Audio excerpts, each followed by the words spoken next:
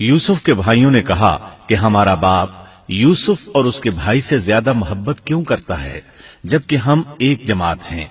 अपने बाप के इस अमल पर एतराज किया और यकीनन ये एक बहुत बुरा गुमान था। जलाल का माना गुमराही होता है, लेकिन कभी खता पर भी बोला जाता है। और उन्होंने बाहमी मशवरा किया और सोच विचार के बाद यूसुफ अलैहिस्सलाम के कत्ल की तजवीज तय हुई। अल्लाह ताला आयत 9 में फरमाते हैं, यूसुफ को तो मार ही डालो या इसे किसी नामालूम जगह फेंक दो कि तुम्हारे वालिद का रुख सिर्फ तुम्हारी तरफ ही हो जाए, इसके बाद तुम नेक हो जाना। मतलब ये कि वो आपस में कहने लगे यूसुफ को कत्ल कर दो। इस पर बड़े भाई यहूदा ने मुदाखलत की और कहा, कत्ल बहुत संगीन जुर्म है। इस पर वो बोले, तब फिर इसे कहीं गायब कर दो ताकि बाप की तवज्जो तुम्हारी तरफ हो जाए और यूसुफ वाली रुकावट खत्म हो जाए। देखिए कैसी सोच है, पहले बुराई करेंगे फिर तौबा करेंगे और नेक बन जाएंगे। भला क्या ऐसा आदमी जो बुराई इस नियत से करता है बाद में तौबा कर लेगा, क्या उसकी तौबा कबूल होगी? उलमा फरमाते हैं, तौबा का दरवाजा खुला है। अल्लाह ताला रात के वक्त सदा देता है कि दिन को बुराई करने वाले तौबा कर ले, और दिन को आवाज देता है रात को बुराई करने वाले तौबा कर ले। कोई तौबा का दरवाजा बंद नहीं कर सकता। यहाँ तक कि इंसान जितनी बार भी गुनाह करके तौबा करे, अल्लाह कबूल करता है। इसलिए अल्लाह ने उनकी तौबा कबूल कर ली। ताहम इस बात से डरना चाहिए कि अगर गुनाह करने के बाद तौबा का मौका ही न मिले और मौत आ ले तो क्या होगा। ये बात निहायत ही खौफनाक है कि तौबा का मौका ही न मिले। अल्लाह ताला आयत नंबर 10 में फरमाते हैं, उनमें से एक ने कहा, यूसुफ को कत्ल तो न करो, बल्कि इसे किसी अंधे कुएं की तह में डालाओ कि इसे कोई आता जाता काफिला उठा ले जाए। अगर तुम्हें करना ही है तो यूं करो। यहूदा ने उन्हें कत्ल से रोका और कहा, कवासिम के रास्ते में अमूकी नाम का कुआं है, इसे उसमें डाल दो। कोई गुजरता हुआ काफिला इसे उठा ले जाएगा। इससे नजात ही पाना चाहते हो तो ये काम करो। सब ने इस बात से इत्तिफाक किया। अब अपने बाप के पास गए। बाप से उन्होंने जो कहा आयत 11 और 12 में आता है, उन्होंने कहा, अब्बा, आखिर आप यूसुफ के बारे में हम पर एतबार क्यों नहीं करते? हम तो इसके खैर खां हैं। कल आप जरूर इसे हमारे साथ भेज दीजिए कि खूब खाए पिए और खेले, और इसकी हिफाजत के हम जिम्मेदार हैं। याकूब अलैहिस्सलाम ने उनकी बात के जवाब में जो कुछ कहा, आयत नंबर 13 और 14 में उसका जिक्र मौजूद है। याकूब ने कहा, इसे तुम्हारा ले जाना मुझे तो सख्त सदमा देगा, और मुझे ये भी खटका लगा रहेगा कि तुम्हारी गफलत में इसे भेड़िया खा जाए। उन्होंने जवाब दिया कि हम जैसी जोरावर जमात की मौजूदगी में भी अगर इसे भेड़िया खा जाए तो हम बिल्कुल निकम्मे ही हुए। वहां भेड़िए कसरत से थे, इसलिए याकूब अलैहिस्सलाम डरते थे। बेटों के बार बार इसरार पर याकूब अलैहिस्सलाम यूसुफ अलैहिस्सलाम को उनके साथ भेजने पर रजामंद हो गए। अल्लाह ताला आयत 15 में फरमाते हैं, फिर जब उसे ले चले और सब ने मिलकर ठान लिया कि उसे गैर आबाद गहरे कुएं की तह में फेंक दें, हमने यूसुफ की तरफ वही की कि यकीनन वक्त आ रहा है कि तू उन्हें इस माजरे की खबर इस हाल में देगा कि वो जानते ही न होंगे। बाज रिवायात के मुताबिक उन्होंने रास्ते में यूसुफ अलैहिस्सलाम को मारा पीटा, बुरा भला कहा, और ऐसा करना उनके लिए मामूली बात थी क्योंकि वो तो कत्ल के दरपे थे। आखिरकार कुएं के पास पहुंचे और मशवरे के मुताबिक उन्हें कुएं में डाल दिया।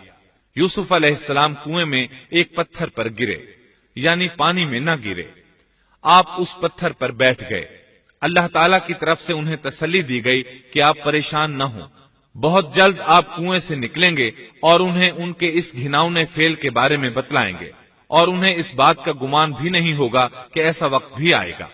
यूसुफ अलैहिस्सलाम को कुएं में डालने के बाद उन्होंने घर जाने की तैयारी की। आयत नंबर 16 में आता है, इमाम आमश काजी शुरह रहमतुल्लाह अलैह की मजलिस में बैठे थे। एक औरत आई, उसका एक आदमी से झगड़ा था।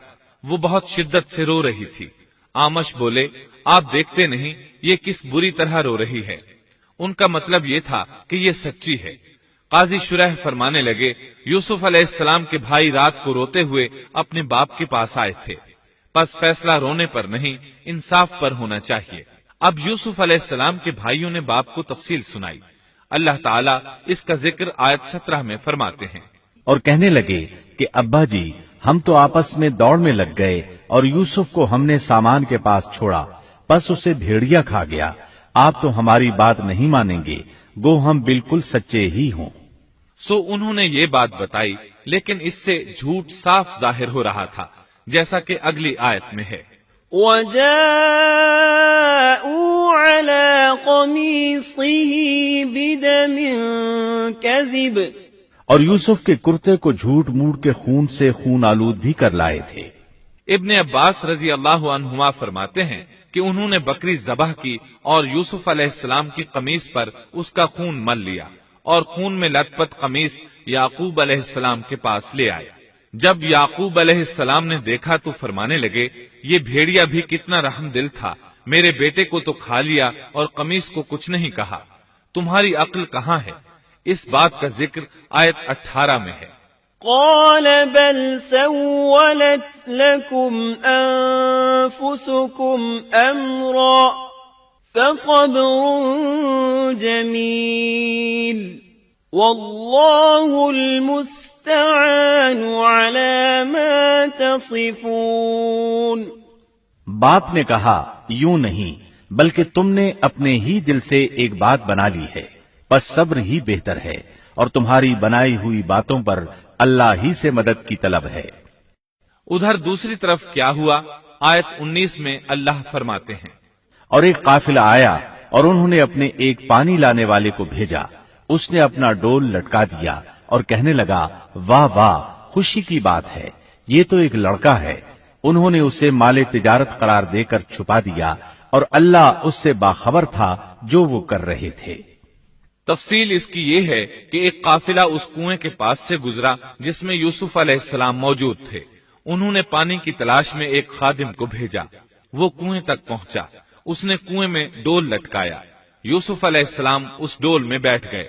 خادم نے ڈول نکالا تو اس میں ایک خوبصورت بچے کو دیکھا، مارے خوشی کے وہ پکار اٹھا، یہاں ایک لڑکا ہے۔